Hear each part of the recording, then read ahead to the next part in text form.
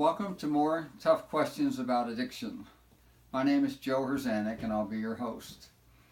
We have a Facebook page, More Tough Questions About Addiction, specifically for these Q&A times. We also have a website, changinglivesfoundation.com, so more resources there as well. Today we're going to talk about marijuana. A call that we often get at Changing Lives is, my teen is smoking weed, what am I to do? Well, marijuana is now legal in about 30 states in the country. Several of those states, it's just medical marijuana where you have to have a card to purchase it, but more and more states are now having recreational marijuana sales. In fact, just over this last election period, a few more states became sellers of recreational marijuana. I live in Colorado, and in Colorado we sell marijuana by the metric ton. But a state that just recently legalized recreational sales was the state of Nevada. And it was in the news just a week or two ago, 47 locations in Nevada started to sell marijuana on a recreational over-the-counter basis to those that are 21. Well, in a matter of an hour or two, all of those 47 locations sold out. And this news story was kind of funny because the governor for the state declared a state emergency. We have to find more ways to supply more marijuana to our residents in this state. So marijuana is probably here to stay, eventually going to be in all 50 states. Is this a good thing? Well, there are certain strains or certain chemicals within the marijuana plant that do have some medicinal value and are helpful for things like epilepsy, seizures, some people it works with chronic pain, and those strains do not have the THC element that creates a euphoric high, but they do help for certain medical conditions. That's a very small percentage of the marijuana sales. Most, over 90% or more, are for recreational marijuana sales, just like I used in the 60s and 70s. We smoked weed back then to get high, to get stoned, to have a party, and that was, and still is today, the majority of marijuana sales is all about getting stoned. So, is this a good thing? Well, I'm just one lonely voice out here in the wilderness. I think that we may look back in a few years and say, what were we thinking? But the jury's out, and for right now, it seems to be a pretty available substance. So, teenagers are getting this message that it's available everywhere. It must not be that big of a deal. So what do I do for my 14, 13, 15-year-old who thinks it's a good idea to experiment with marijuana? As a parent, I've raised 3 children. All of them did some experimenting. One of them did a lot more than the other 2. All of them have kind of grown through this process and are doing pretty well right now. But back then, we were concerned that this was going to lead to even more problems. So what do parents do? Well, first of all, we had to become educated on the topic.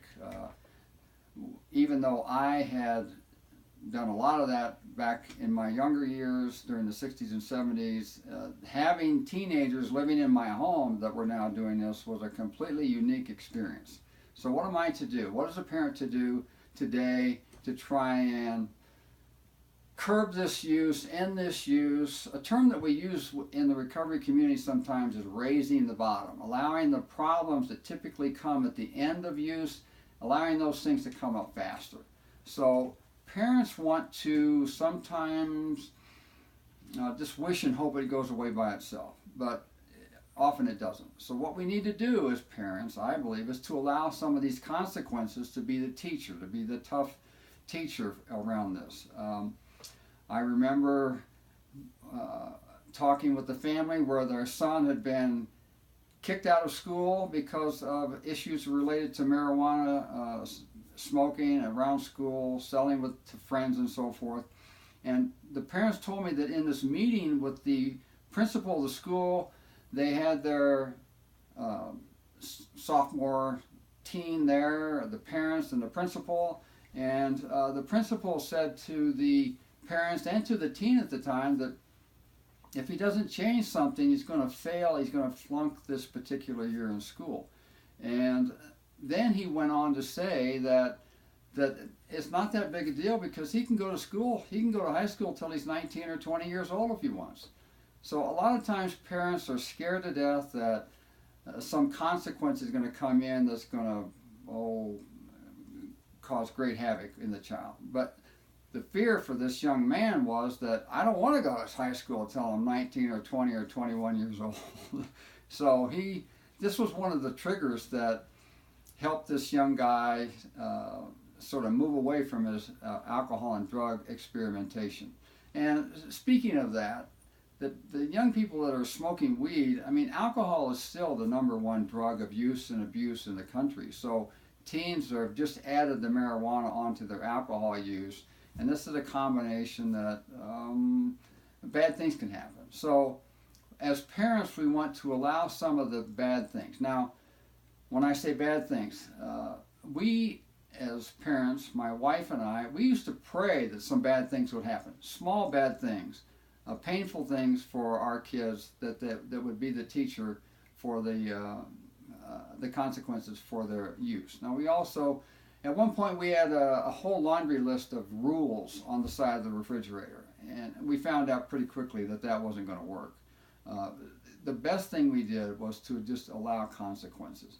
So getting kicked out of school, one of our children ended up in the juvenile system, actually ended up in juvenile detention for a few weeks. And I later talked with my son about this, and what he told me, and now at this point he's a fairly successful businessman in northern Colorado, graduated from CSU, so he did work through all this. But at the time, he said that he thought every kid should end up in a juvenile detention for a few weeks because it's just a wonderful thing to learn that you can lose your freedom because of some of this behavior. He actually went into a program called, it was Wilderness Work Camp, but the nickname was Hoods in the Woods. And they would put these kids up in the mountains for 3 or 4 or 5 days with probation officers, and they would kind of a outward bound experience paid for courtesy of the state of Colorado. So these consequences piling up were really the ultimate teacher. We have some resources. We have a DVD that we came out with a few years ago, 10 toughest questions around substance use. In here we deal with, one of the questions is, how do I handle adolescent use and abuse? How do I show my love without enabling? Our book, Why Don't They Just Quit, came out a few years ago, and it was voted best self-help book in its category when it came out. I think it's really important for parents to know they're not alone. There are support groups, there are counselors, there are, on our website, we have hundreds of links to every different topic or phase around substance use and abuse. But the biggest thing, the painful thing for moms and dads is just to allow these consequences. I did a radio show one time with a guy named Don Williams who worked for a adolescent treatment center. And one of his big things that he would ask parents is, do you love your children enough to allow them to be mad at you? Because if you will allow them to be mad at you because you're just, you're loving them in a way that they don't understand, but in the long run, it's the best thing for them. So again, we've only got 8 or 10 minutes in any one of these given particular questions that we do the video on. So more resources in our books and websites. There's a lot of other resources out there as well. But become educated, become informed, do the right thing, even though it's sometimes painful. No, I don't know of anybody that really looks back and regrets doing the right thing. So that's the important thing for moms and dads, to do the right thing and and just trust the process, trust the Lord, pray about it, and believe that doing the right thing will eventually work out. Our next program next week, we're going to talk about prescription drugs. How do I keep from becoming addicted to my prescription drugs?